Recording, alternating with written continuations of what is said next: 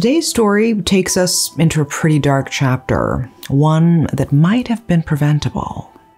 It's about a man who, driven by intense anger and desperation, left a deep mark on his community and changed the life of the only person who survived him.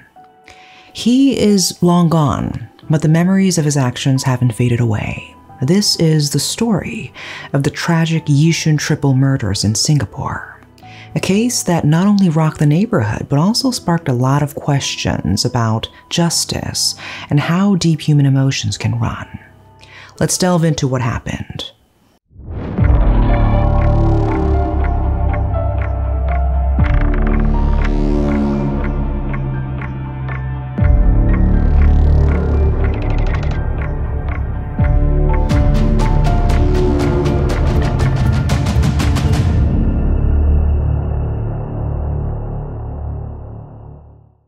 On September 19, 2008, residents of the Yishun 349 Avenue building began hearing a loud commotion late at night, like there was a fight happening.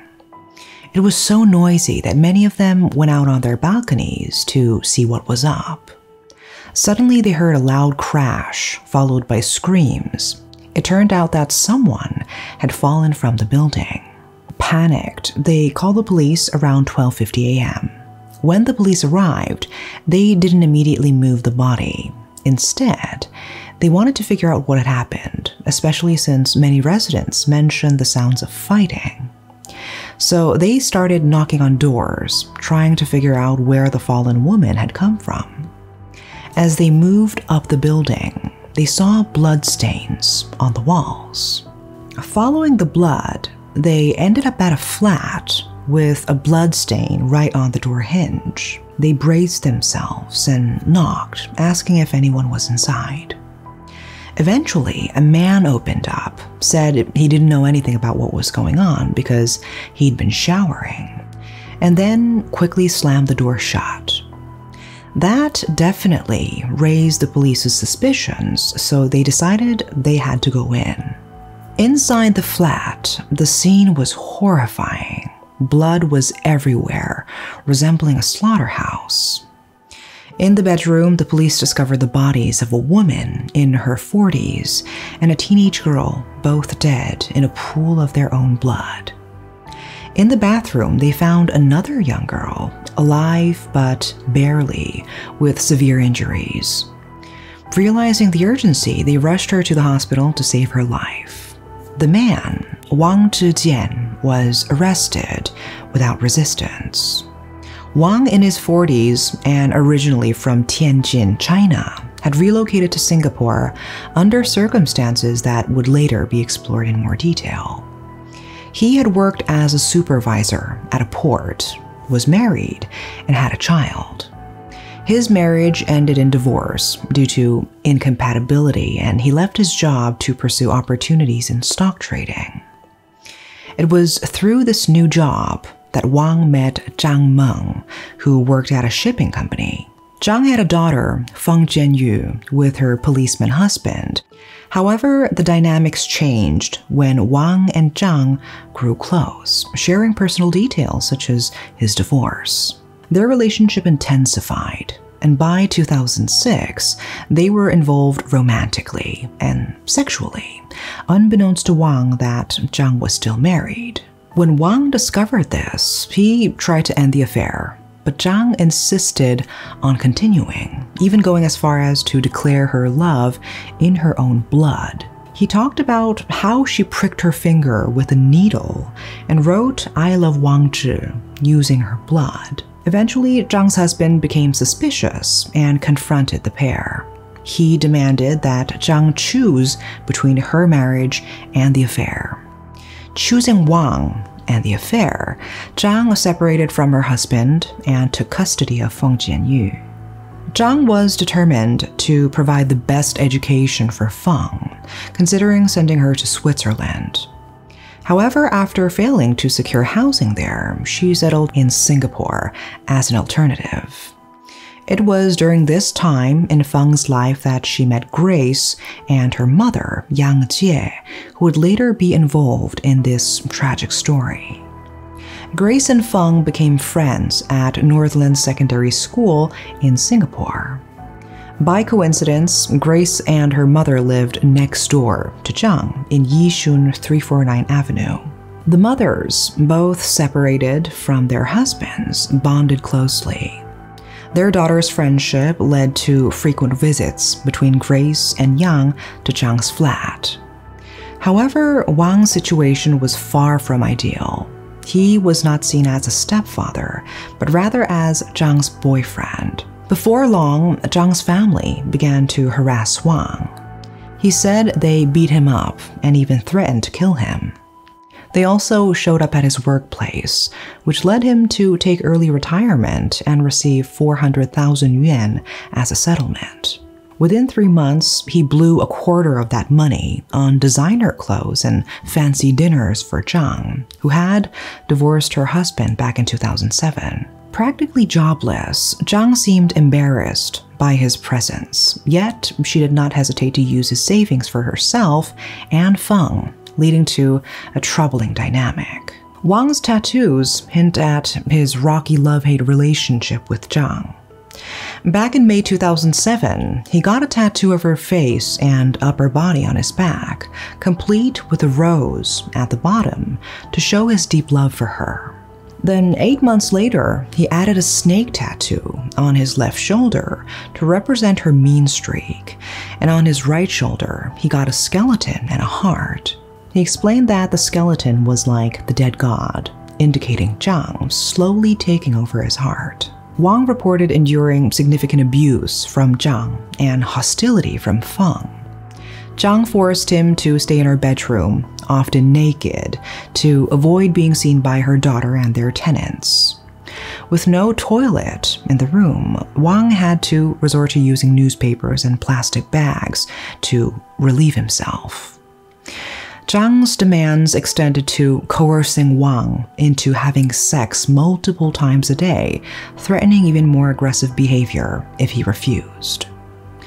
The mistreatment didn't stop at abuse. Wang also described being used as an unpaid labor, responsible for washing clothes and cooking, yet often only eating leftovers after Zhang and Feng had their fill. Despite his efforts to connect with Feng, including buying her gifts and funding part of her education, she remained distant and blamed him for her parents' divorce, treating him coldly. Despite all the exploitation and abuse, Wang stayed in the relationship. He kept spending his money on Feng's education and fancy gifts for Zhang. Every time he went back to China, Zhang would convince him to return, and he always did, keeping the cycle of abuse going. After he went back to Tianjin, she called him, saying her friends told her about a job opening at a logistics company, and urged him to come back as soon as he could. When he arrived, she introduced him to some agents who offered to help him land the job for a fee. However, when he asked her to front the money, for some reason, she wouldn't help with any of the fees, claiming she was broke. The combination of divorce stress, ongoing abuse, and financial troubles really wore Wang down. What he thought was a deep connection turned out to be a trap where he was financially, emotionally, and sexually exploited. Eventually, he reached his breaking point. Soon after, Zhang asked him to cover Feng's school transfer fees to Raffles Girls' School, draining what was left of his bank account. He even spent hundreds on a seafood meal for Feng and Zhang, but he didn't even get to eat any of the leftovers. They were saved for Zhang's breakfast. A week later, Zhang asked for another pricey crab dinner.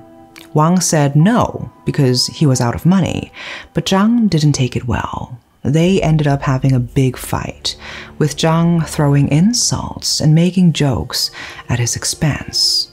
She called him a poor man, and she even said he was the offspring of dogs and donkeys. This just piled on more anger inside Wang.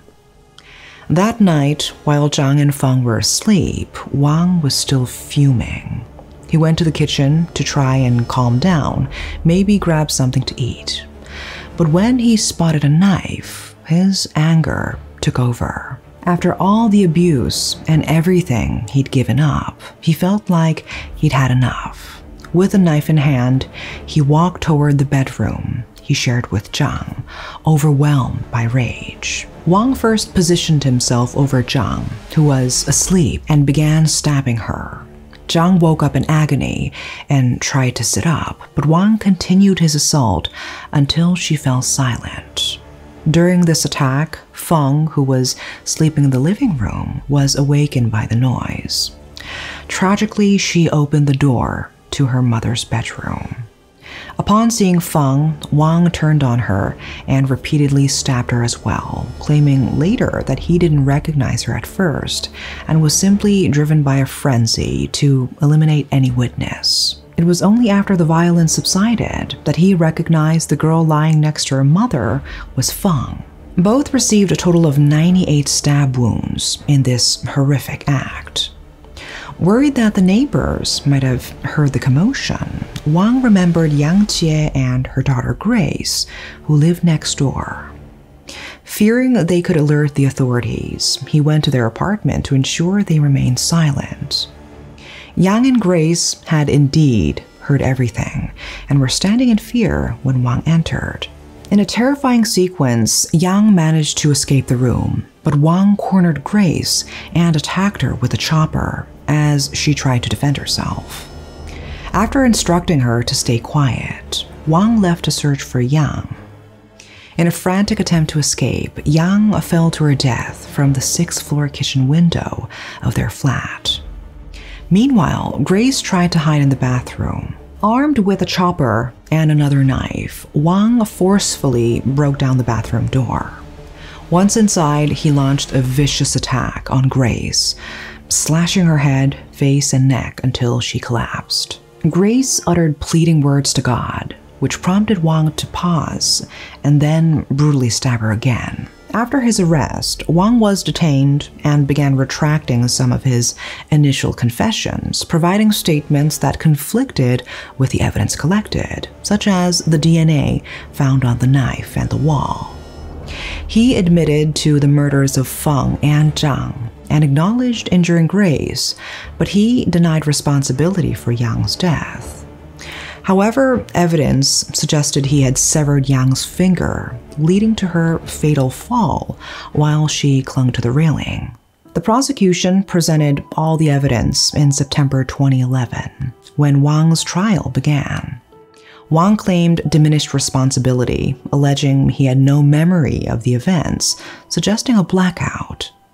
The prosecution countered his claim, arguing that his efforts to eliminate witnesses and dispose of the murder weapon indicated he was fully aware of his actions. A year later, in November 2012, Judge Chang Sung-on delivered his verdict. He concluded that Wang might have suffered from diminished responsibility due to an adjustment disorder during the killings of Zhang and Feng. However, he found that Wang had acted intentionally and with full awareness in Yang's murder. Based on these findings, Wang was found guilty of homicide and sentenced to death.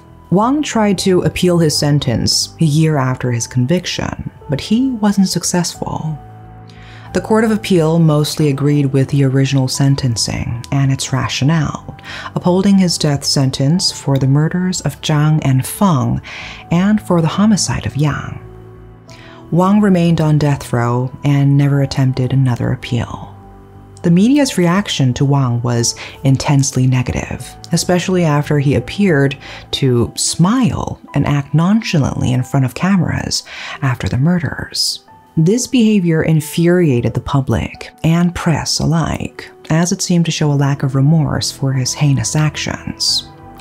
Meanwhile, the media paid little attention to Zhang's abusive treatment of Wang, focusing instead on the inexcusability of his crimes.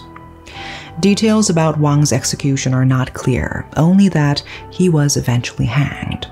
The aftermath of the murders was devastating, particularly for Grace. She reportedly suffered from mental trauma, struggling with fear of the dark. a reminder of the terrifying events she endured. Despite the darkness that has haunted her, Grace has found some solace in religion and continues to make slow progress towards recovery. We hope for her continued healing and strength. The Yishun Triple Murders remain a tragic case, illustrating how deep-seated issues and untreated aggression can culminate in violence. While Zhang's treatment of Wang was harsh, it in no way excuses the brutal crimes he committed. The man is gone, but the scars he left on the community and the surviving victim will not be forgotten. That's all for today. Thanks for watching.